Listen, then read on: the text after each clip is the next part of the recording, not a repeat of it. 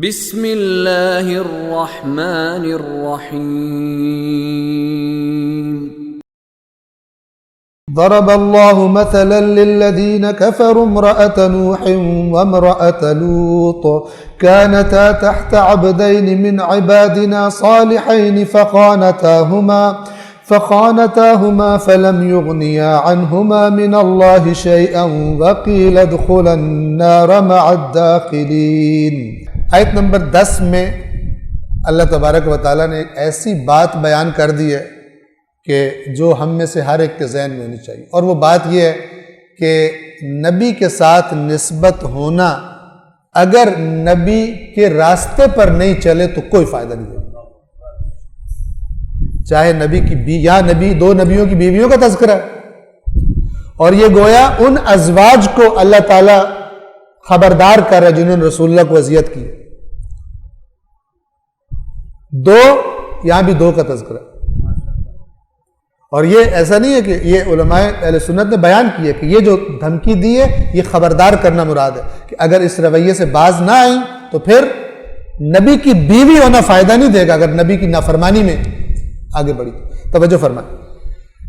اللہ کافروں کے لیے نوح کی بیوی اور لوط کی بیوی کی مثال پیش کرتا ہے۔ کس کے لیے؟ اللہ تکلف نہیں کرتا، کافروں کے لیے، یعنی نبی کی مخالفت کہاں تک لے جاتی ہے؟ لفظ کفر استعمال ہو رہا ہے۔ ضرب اللہ مثلا للذین کفروا، اللہ ان کے لیے جنہوں نے کفر کیا یہ مثال دیتا ہے نوح کی بیوی اور لوط کی بیوی کی۔ انہوں نے کیا کیا تھا؟ اللہ فرماتا ہے یہ دونوں ہمارے بندوں میں سے دو صالح بندوں کی زوجیت میں تھی، ان کے تحت تھی، مگر ان دونوں نے اپنے شوہروں سے خیانت کی، تو وہ اللہ کے مقابلے میں یعنی ان کے شوہر حضرت نوح اور حضرت لوط اللہ کی بارگاہ میں جب مثلا پیشی ہوئی تو اللہ کے سامنے وہ دونوں ان کے کچھ بھی کام نہیں آئے۔ وہاں پہ کہیں نہیں ہمیں تو جہنم میں نہ ڈالو کیونکہ میں تو حضرت نوح کی بیوی ہوں، میں تو حضرت لوط کی بیوی ہوں، اللہ فرماتے ہیں لم یغنیا عنہما من اللہ شیئا، یہ شیئا جو ہے کچھ بھی کام نہیں آئے، کہ کوئی کنسیشن مل جاتی نبی کی بیوی ہونے کی وجہ سے، کوئی کنسیشن نہیں دی، اور کیا کہا گیا وَقِيلَ ادْخُلَ النَّارَ مَعَ الدَّاخِلِينَ، جیسے باقی آگ میں داخل ہونے والے داخل ہو رہے ہیں تم دونوں بھی ان کے ساتھ آگ میں داخل ہو، جہنم میں داخل ہو جاؤ، ذرہ برابر بھی کنسیشن نہیں۔ اور سگا چچا رسول اللہ کا تبت یدا ابی لہب وتب، کوئی فائدہ نہیں اگر رسول اللہ پر ایمان نہیں لاتا، رسول اللہ کی مخالفت میں اگر چلتا ہے۔ حضرت نوح کا بیٹا ہے، حضرت نوح نے فرمایا، اللہ نے فرمایا نوح اس کے بارے میں مجھ سے کلام مت کر، بات مت کر، اپنے سگے بیٹے کی نہیں کر سکتے، اللہ کا قانون یہ ہے، ہر شفاعت باذن اللہ ہے، یاد رکھیے،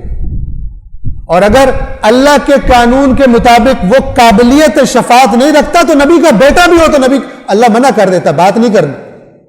اور وہ لفظ بڑے سخت ہیں، اے نوح میں آپ کو نصیحت کرتا ہوں جاہلوں میں سے نہ ہو جانا، اللہ کا جلال ہے، اللہ کا رتبہ ہے، اللہ کی ہیبت ہے، اللہ کی حکمرانی ہے، وہ جو مرضی کرتے،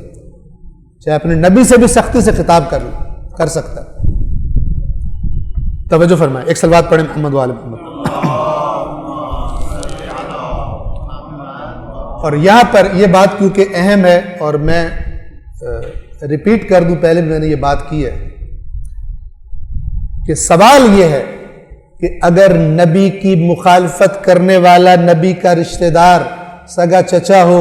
یا سگا بیٹا ہو یا بیوی ہو نبی کی، اگر نبی کی مخالفت کر کے وہ جنت میں جا بھی نہیں سکتی تو پھر وہ لوگ جو کہتے ہیں امام حسین نے خطا کی وہ بتائیں کہ اللہ تو اپنے نبی کو غیب بتا رہا ہے نا، غیب بتاتا ہے نا، آئندہ کی خبریں دی ہیں یا نہیں؟ جو نبی کے پاس فرشتہ آ کے یہ بتا رہا ہے کہ تیرے اس نواسے کو تیری امت کے افراد شہید کریں گے، وہ فرشتہ یہ بھی بتا سکتا ہے نا کہ یہ خطا پہ ہوگا، بتا سکتا تھا نا، اگر امام حسین نے خطا کرنی تھی تو رسول پاک سے کہتا ہے یہ آپ کا نواسہ آپ کو پیار ہے، آپ اس سے کہیے گا، منع کیجئے گا کہ نہ جائے۔ اور رسول اللہ نے اپنی زوجہ کو حضرت عائشہ کو فرمایا تھا کہ اس دن کیا ہوگا کہ جب اب کے کتے آپ پر بھونکیں گے، یہ غیب کی خبر تھی۔ اور جب جنگ جمل کے لیے لشکر آ رہا تھا تو وہاں پر اتفاق نہیں، اللہ نے پیشن گوئی کی ہوئی تھی، وہاں پر یہ لشکر رکا۔ جب وہاں کے کتے بھونکے، حضرت عائشہ نے سوال کیا کہ یہ کون سی جگہ ہے، اور جب بتایا گیا کہ یہ حوض ہے تو رونے لگی شدت کے ساتھ اور کہنے لگی میں نے واپس جانا۔ پھر جنہوں نے یہ ساری پلاننگ کی ہوئی تھی ان کا پلان خطرے میں پڑا، تو انہوں نے حضرت عائشہ سے کہا کہ ہم تو اس لیے لے جا رہے ہیں آپ کو، جی وہاں پہ صلح ہو جائے گی تو فلان ہو جائے گی، تو بالآخر ان کو ساتھ لے گئے۔ لیکن ان کو جب پتہ چلا کہ یہ وہی جگہ ہے تو وہ پریشان ہوگی، روئی۔ تو جب رسول اللہ حضرت عائشہ کو یہ بتا سکتے کہ اس وقت آپ غلط ہوگی جب ہوا کے کتے بھونکیں گے، تو امام حسین کو بھی کہتے اور کہتے، مولا علی کو حضرت فاطمہ سے کہتے کہ حسین کو بتاتے رہنا کربلا نہ جائے، خطا کرے گا۔ نہیں فرمایا، کسی جھوٹی روایت میں بھی نہیں ہے کہ رسول اللہ نے منع کیا ہو کہ حسین کربلا نہ جائے۔ اس کا مطلب کیا ہے؟ ان آیات کو ذہن میں رکھیں۔ سوال یہ پیدا ہوتا ہے کہ اگر نبی کا بیٹا، نبی کی بیوی، نبی کا چچا مخالفت کر کے، نبی کی شریعت کی مخالفت کر کے جنت میں داخل نہیں ہو سکتا، تو امام حسین مخالفت کر کے جوانان جنت کے سردار کیسے بن گئے؟ وہ جوانان جنت کے سردار ہیں اس لیے کہ سب سے بڑھ کر انہوں نے نبی کی اطاعت کی ہے۔ جب دوسروں کو سمجھ نہیں آ رہی تھی کہ یہ جو بیٹھ گیا تخت پر یزید، یہ کیا حشر کرنے والا ہے امت کا، یہ کس طرح پٹڑی سے اتار دے گا، جب باغ دوڑ ایک فاسق و فاجر کے ہاتھ میں آ جائے امت کی تو کیا نتیجہ نکلنے والا ہے، یہ نبی کا نواسہ ہی سمجھ رہا تھا، یہ باقی نہیں سمجھ رہے تھے، وہی برحق تھے۔